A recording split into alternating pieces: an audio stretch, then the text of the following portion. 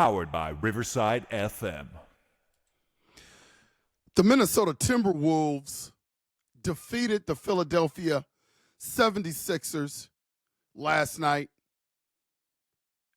for their second win in a row, defeating Kevin Durant and the Suns previously before the 76ers game.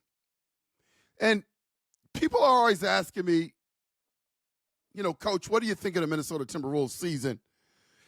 We know that you were critical on the trade earlier in the year of Karl-Anthony Towns. So what do you think now? The Minnesota Timberwolves are 34-29.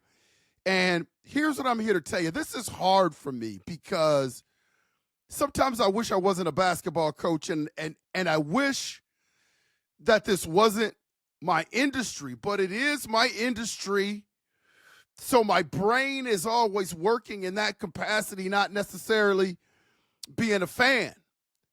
So I think for the most part, people, when they're looking at this salary cap stuff, the second apron stuff, they think that the Karl-Anthony Towns trade was a good trade for the Minnesota Timberwolves. And I say to you, it just kind of all depends on what you want and what you are thinking about for the future of the Minnesota Timberwolves.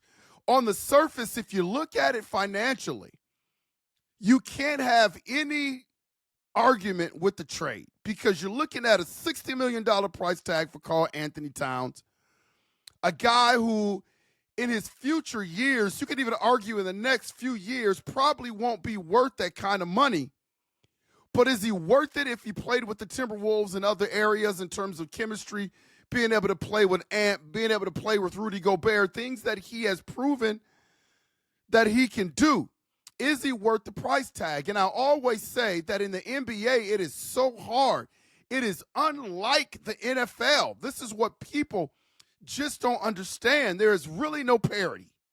There is no parity in the NBA in terms of it being like the NFL. So when you get to where you're going to get, you finally get to the promised land.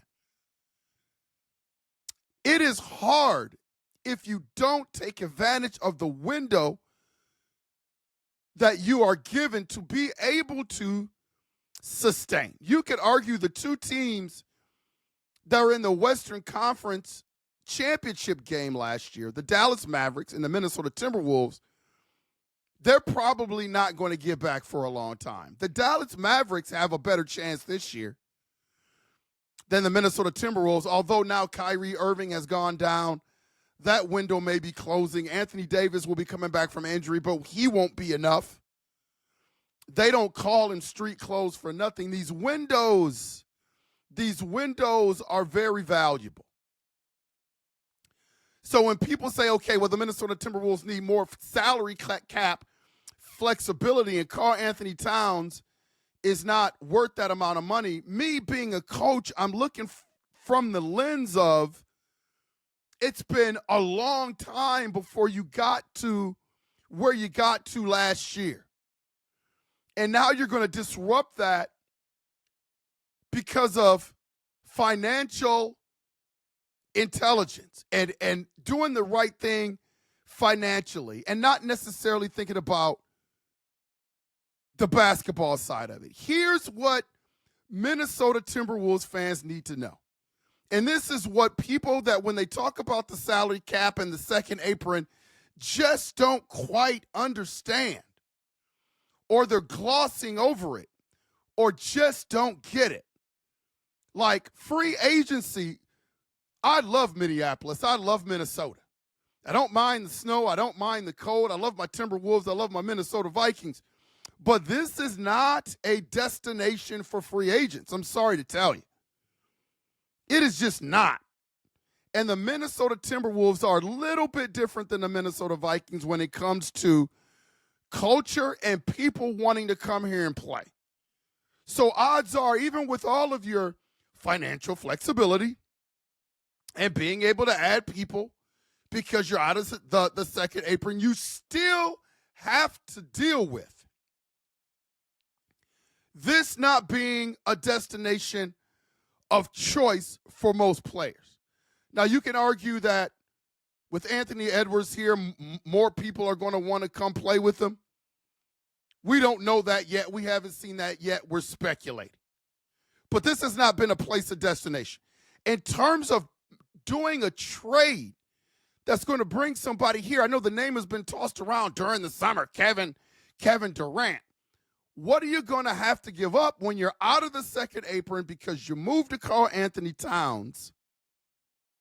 What are you going to get back in terms of what are you going to have to give up in terms of compensation for a player like Kevin Durant or anybody of his caliber that's going to come up here and make a difference? Are you depleting your team? You're taking a team that you already had that had great chemistry to move a guy like karl-Anthony Towns, albeit you want to get out of the second apron, so I get it. But I'm just giving you another angle, another lens to look at before you buy into we needed to trade karl-Anthony Towns. Because now you're banking on the flexibility of a trade, and now the X factor is what are you going to have to give up to bring in such player? Or is your plan is to bring in mediocre players that won't make an impact, players that won't make a difference, to go with Anthony Edwards? You're going to have to give up something once you're out of the second apron to get somebody of any significance because you traded karl-Anthony Towns. I'm not yay or nay on the trade. I just told you that it was going to mess up chemistry, and now we're 34-29. And listen to me. I'm not going to buy into these little winning streaks because every time they win about 3 or 4 in a row, they lose about 3 in a row. So you can't count on anything that you're watching to be consistent. Chris Finch has shown that he's really not investing in the young player this year, although lately when people got injured like DiVincenzo and Julius Randle, he had to go to those guys, and those guys have been playing pretty well. Terrence Shannon Jr., oh my God, how explosive is that dude? How explosive is that dude? So when you look at some of these things, man, it is not as black and white as some people are painting it. It's not. The great thing about this is some of our young guys is getting an opportunity to play. Jalen Clark, the defensive guru of the team, is also improving offensively. I mean, Dillingham, you've got a lot of young pieces. And if you want to go that route, I'll buy into that. But you're not going to sell me wolf tickets that because we got rid of karl-Anthony Towns and we're going to get out of the second apron, that's all of a sudden going to result into something great. My prediction is the Minnesota Timberwolves are going to be hard-pressed to get back to the Western Conference Finals, where we were last year with karl-Anthony Towns.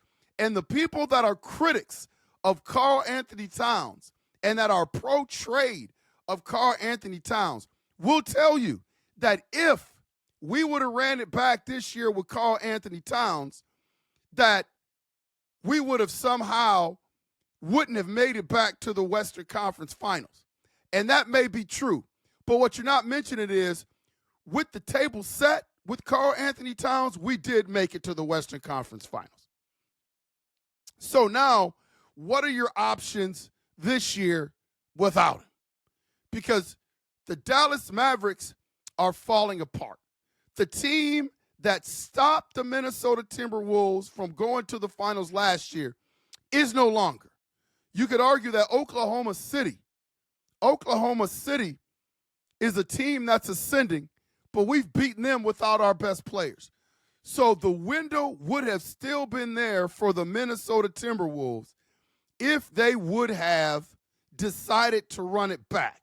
The fact is, what people that are pro-trading of karl-Anthony Towns, and that's going to sell you solely on the second apron, is that if we had karl-Anthony Towns, the window would not be there.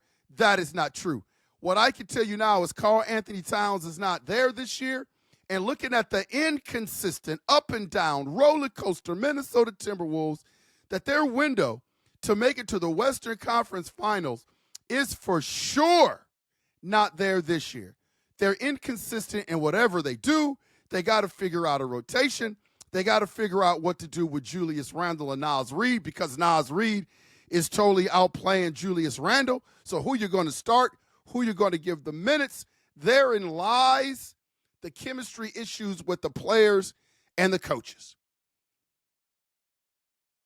It is amazing, the narrative and the pictures that people try to paint. You're not going to get this on Unconventional Playbook. You're going to get the real. I'm not going to let my wants, my needs, my ideologies paint a picture for you or create some sort of false narrative out there.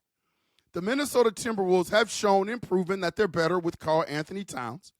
I'm not saying that they shouldn't make the trade, but I'm also not going to say that the trade was the best thing for the Minnesota Timberwolves team, because it just hasn't played out yet. And what my basketball acumen tells me is that sometimes chemistry is just as valuable as financial right doings. And right now, what is happening with the inconsistent Minnesota Timberwolves is what I thought would happen for the Minnesota Timberwolves.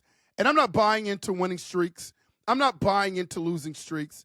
I'm not buying in that this team is going to win 50 games this year. I'm not buying that this team is going to make a run into the playoffs, because you just don't know. You could see it every step of the way last year, and you can't see it this year, and you just don't know what the future holds. I would just say beware of people that talk great financial acumen about the Minnesota Timberwolves and what they have done, and try to sell you that this franchise is like some of the other big-time franchises in the league, where this is a place of destination for players, and they can make a trade that won't deplete this team because they're out of the second apron. I don't think it's going to be that easy. This has been Unconventional Playbook. Please hit that like and subscribe button and consider becoming a member. And as always, we will see ya when we see ya.